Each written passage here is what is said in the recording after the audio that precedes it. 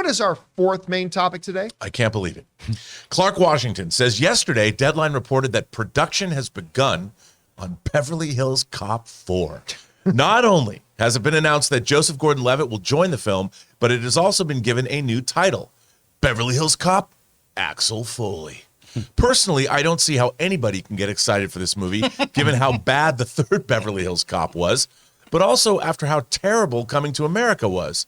What are your thoughts on this news? All right, Clark, thanks a lot for sending that in. And listen, it doesn't make any sense, but this is the way it is.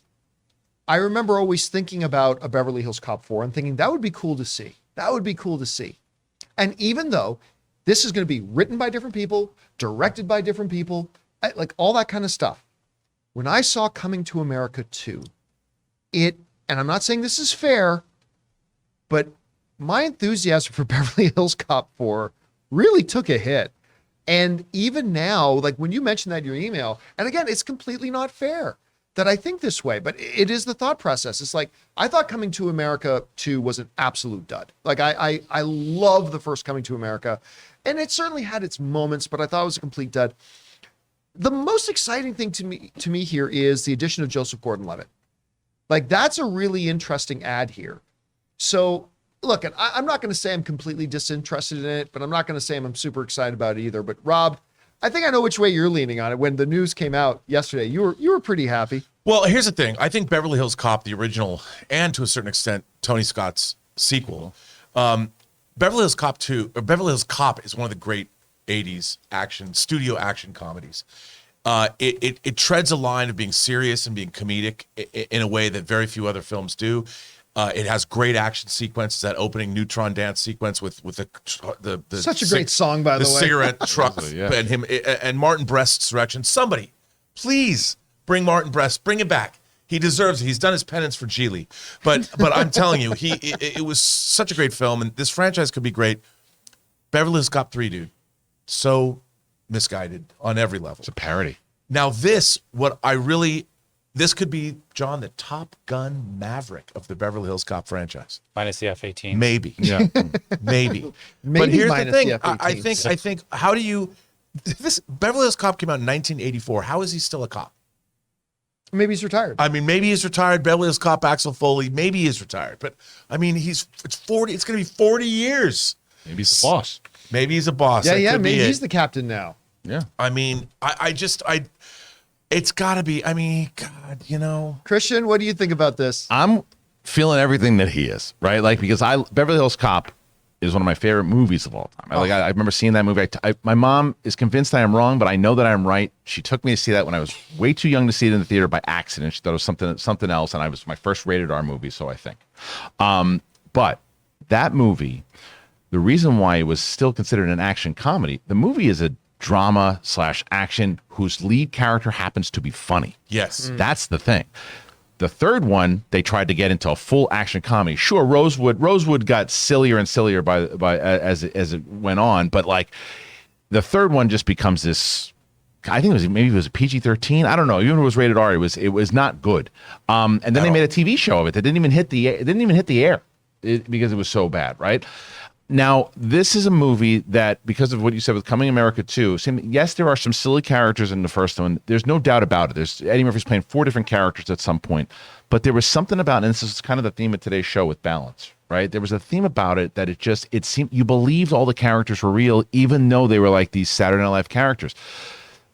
In the second one, and after what you did, Craig Brewer had just done, when I love Craig Brewer, what he had just done with Eddie Murphy on Dolomite, which was fantastic. Dolomite was so good. So good. That's the tone I was hoping for Coming to America. Yeah. And it was more like this is just a silly comedy where nobody's real. The nobody's real thing takes you out of it. And Maverick, Top Gun Maverick had that. It was weird because it combined like today's type of movie making, but it felt like an old school kind of like late 80s, 90s, and it stayed consistent with the theme, even though it didn't feel like the 80s cheese on it. I mean, even the beginning kind of had conviction. It had conviction. And that's the thing. This movie has to have conviction. You have to treat it serious. You have to be like, it's got to be a drama with some funny moments throughout it, right? And like, don't make it a full-on comedy with like goofy stuff happening. Make it a drama with some funny moments. Axel Foley is a funny dude.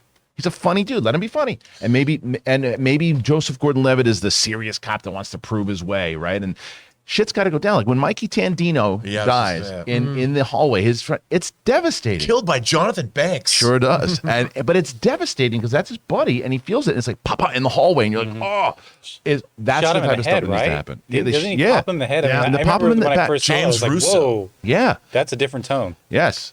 Christian covers this up. This is like the breast of a dog. To scrub. To no sexy. It's animal. Yeah. All right, I guys. cannot. Question is for you. What do you think about this? Beverly Hills Cop 4 Axel Foley is now actually in production. It's the tangibilization of it all. It's really happening. Joseph Gordon-Levitt's in there. But how are you feeling about it? Are you excited about it? Is your excitement been tempered? Whatever you guys think, jump down to the comment section below and let us know your thoughts. Guys, we want to take a second to thank the sponsor of this episode, Stamps.com. Guys, you know the holiday season has a way of sneaking up on us, and we are never as prepared as we think we are. And if you're a small business owner, you know how important it is to get ready for the insane holiday season. And even if you just got a lot of family or friends you're going to be shipping stuff to, now's the time to get ready. Luckily for us, Stamps.com has everything you need to make your life a whole lot easier. Because Stamps.com is your one-stop shop for all of your shipping and mailing needs. Get access to the USPS and UPS services you need to run your business right from your computer. Because with inflation on the rise, every single dollar counts. Protect your margins with major discounts on USPS and UPS rates up to 86% off. Stamps.com offers a stress-free solution for everyone. Use Stamps.com to print postage wherever you do business. All you need is a computer and a printer. And if you need a package pickup, you can easily schedule it through your Stamps.com dashboard. So get out ahead of the holiday chaos this year. Get started with Stamps.com today. Sign up with the promo code CAMPEA for a special offer that includes a 4-week trial plus free postage and a free digital scale. No long-term commitments or contracts. Just go to Stamps.com, click on the microphone at the top of the page, and enter the code CAMPEA.